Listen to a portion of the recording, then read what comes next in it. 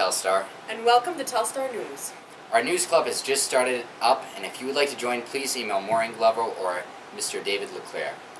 Also, seniors, if you are applying to University of Maine at Orono, your deadline is December 15th, and good luck. Speaking of college news, we already have 5 seniors that have been accepted to college.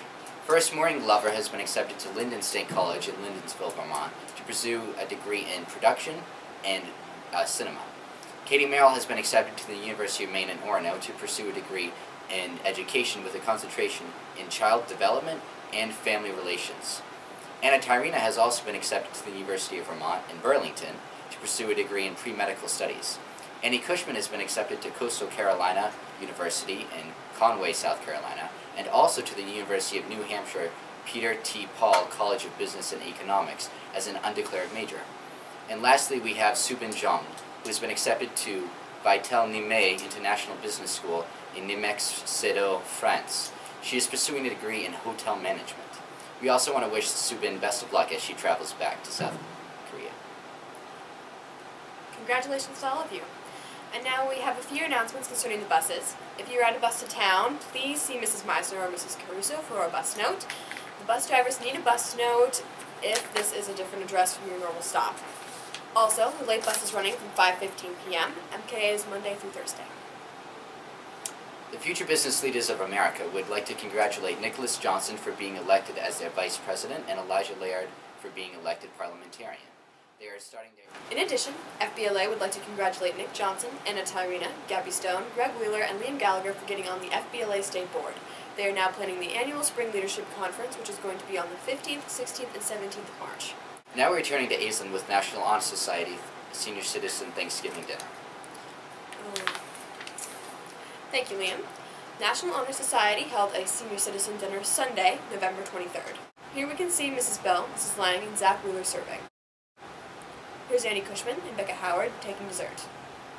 Gabby and I are serving out pies at a table of senior citizens. Our field reporter, Maureen Glover, asked National Honor Society President Zach Wheeler a few questions. How's it going? Really good. Not enough stuffing, but it's okay. Thoughts about the dinner? It was awesome. I thought if the senior citizens enjoyed it, that it went well. And as soon as I did, so I thought it went well. The dinner was a success. Over 200 people were served a traditional Thanksgiving meal, and NHS received $556 in donations.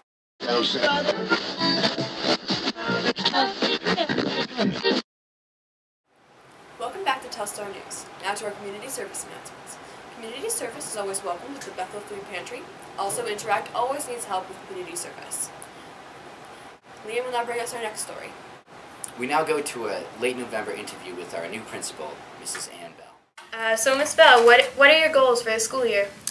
My goals for this school year are to engage and elevate the learning of everybody here. So that includes staff and students. So it's an exciting goal, and I'm looking really forward to making sure that we get our rigor into our classes and keep our students engaged in what they're interested in learning about, as well as their content areas. And what's the status with Student of the Month? Great question. I've had that one asked. We truly believe in recognizing students. What we're looking at is we have a student survey and a staff survey, because we're looking at maybe recognizing more than one student of the month, and so we're looking at what can we recognize out of students, you know. So maybe we'd have an art student of the month or something like that, bringing in all the areas, and also just trying to make it so that we have the best, when we recognize students, that we have the best program ready to roll out. So. Is it true that the 50-minute lunch might be coming back for the following years? No, it's not. I don't know where that started. We have been watching lunches very closely because we're up there every lunch period.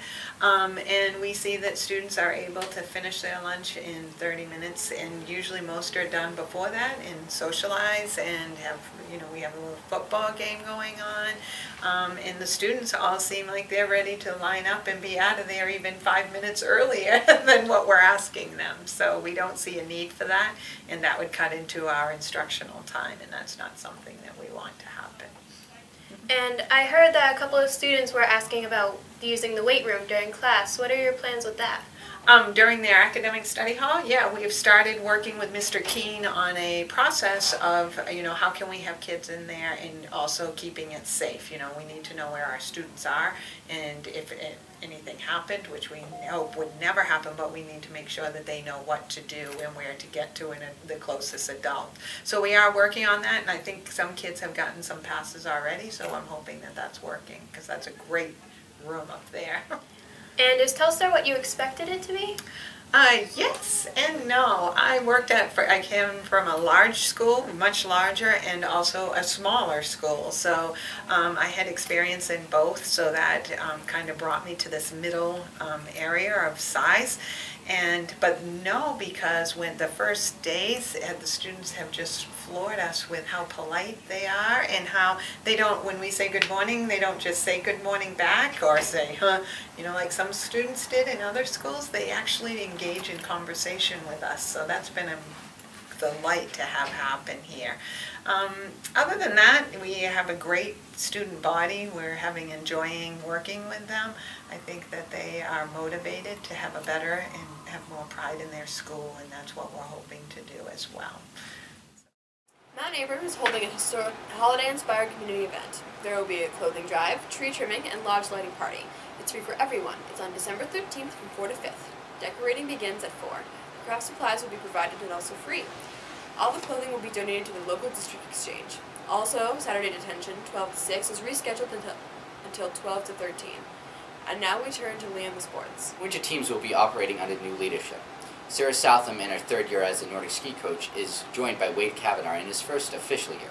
Kevin Hawthorne has been hired to replace John Elliott as the alpine ski coach. Boys basketball saw the replacement of longtime coach Mark Thurlow with Mike Pelletier, a former Rebels player and a member of the 1,000 Point Club here at Telstar. Assistant coach Ryan Kimball is joined by former teammate Matthew Zinchuk.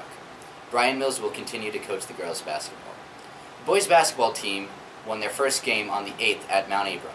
The Rebels were down at half but came back to win 70-49. They were led in scoring by senior captain Michael Doherty, who had 30. The boys' next game is this Friday against Dirigo at 7 p.m., but make sure to come early because the girls start at 5:30. Though the ski race season won't officially start until after the new year, both Alpine and Nordic are hard at work with pre-season training. The first Nordic race of this season will also be one of the largest in the state, held right here at Telstar. The Telstar Relays are Saturday, January 3rd. Make sure to come to support the ski team. Thank you for joining us. We have been Telstar News. Good day and good luck.